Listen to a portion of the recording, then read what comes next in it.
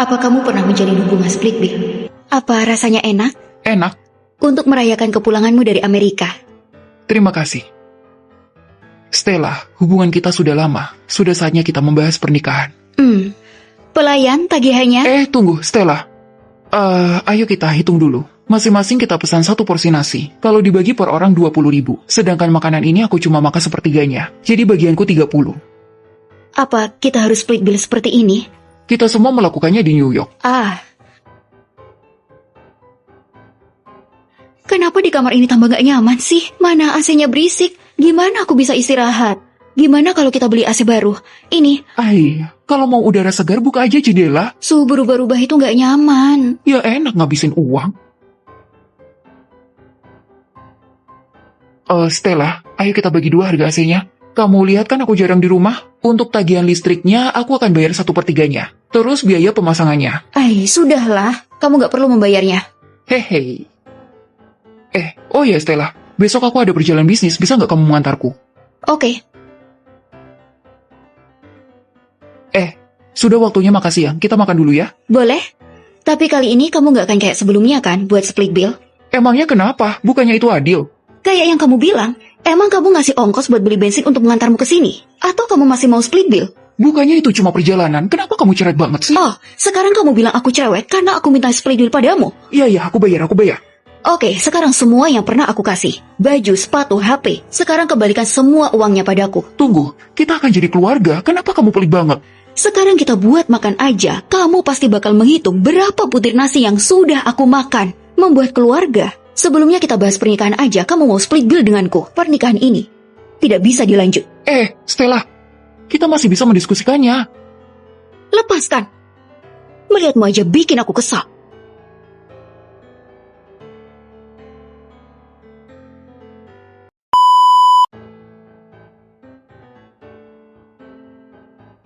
Kamu mau ngapain?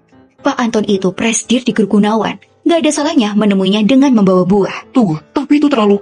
Kamu ya? Kamu sekarang lagi di puncak karir. Kamu harus menjaga hubungan baik sama atasan. Bukannya namanya itu koneksi. Apa salahnya? Bodoh kalau tidak memakainya. Ayo pergi. Apa hubungan personal di dunia kerja sepenting itu?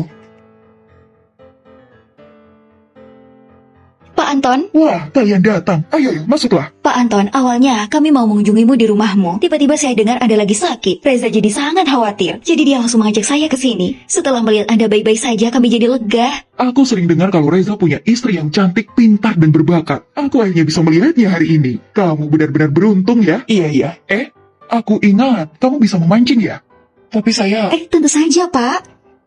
Kebetulan, aku juga tertarik memancing belakangan ini. Dan aku juga punya janji sama klien Sabtu ini. Kalau kamu punya waktu, kamu bisa menemaniku. Tentu, saya punya rekomendasi tempat pemancingan yang bagus. Nanti saya kirimkan.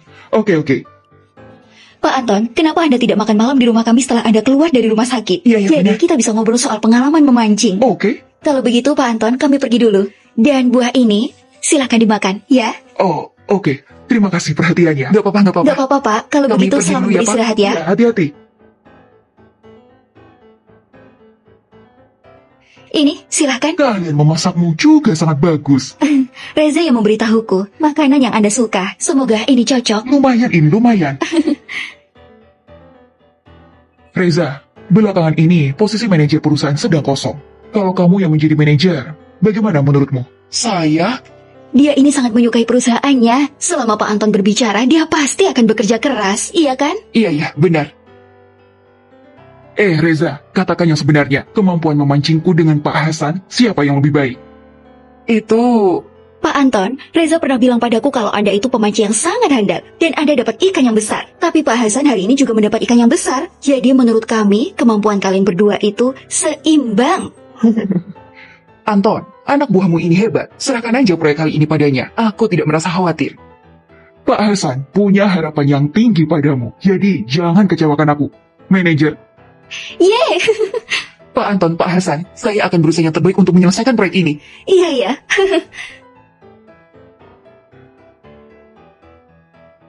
Sayang, dulu aku pikir kamu itu berlebihan. Tapi sekarang kayaknya aku yang berpikiran sempit. Bersosial itu bukan kemunafikan ataupun kelicikan. Tapi itu untuk menunjukkan tata krama dan kesopanan yang baik. Iya kan, manajer?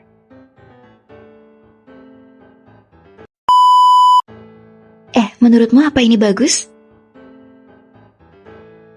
Sangat bagus. Andini, pernikahan anak kita kan sudah dekat. Stella, gimana dia masuk altarnya? Ayahnya akan mengantarnya. Ibu, apa maksudmu? Ayah kan sudah pergi 5 tahun. Jangan khawatir, ibu tahu apa yang ibu lakukan. Hei, Stella, apa ibu bisa diandelin?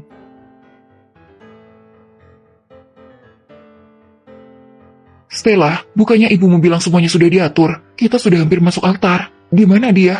Harusnya aku nggak mempercayainya. Dia nggak pernah bisa dandelin. Semua tamu sudah ada di sini. Aku akan mencarinya. Ibu?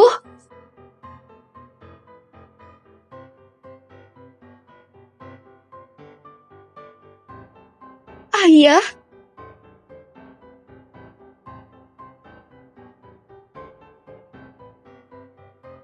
Kamu belanja lagi.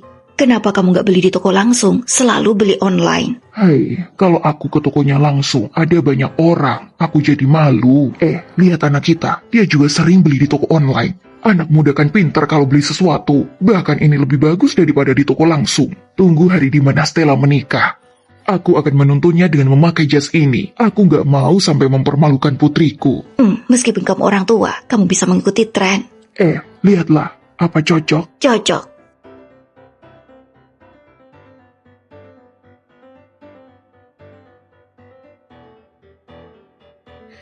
Jas ayah? Ibu, kenapa jas ayahmu masih terlalu besar? Ayo. Kita sambut pengantin wanita.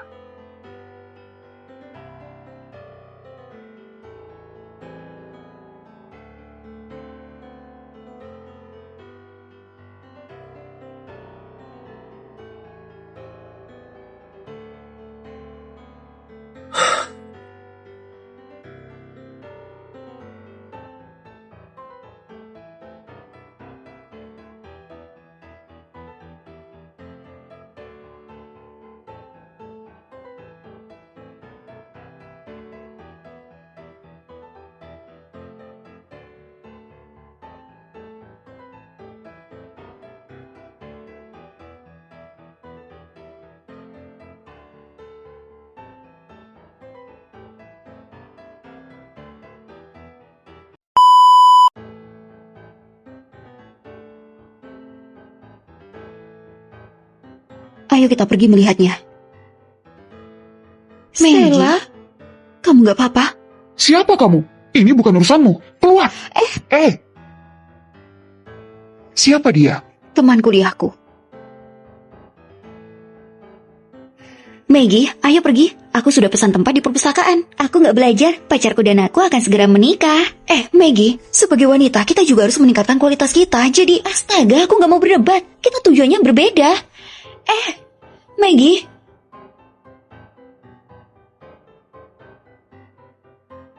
Stella, ngepel lantai aja gak beres-beres. Gunamu itu apa? Bibi, halo.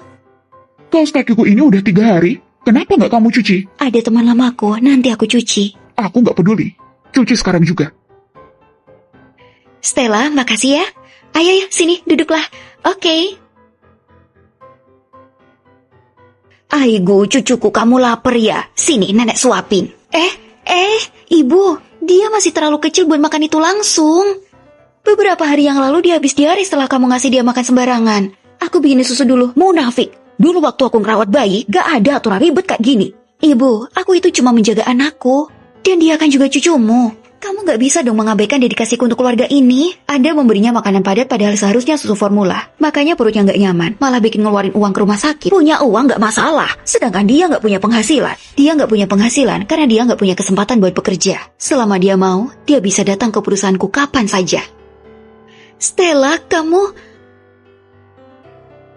Aku ingin memberimu kesempatan, tapi kamu harus berusaha sendiri. Kalau kamu kerja, siapa yang ngurus anak dan rumah? Terus apa gunanya punya menantu?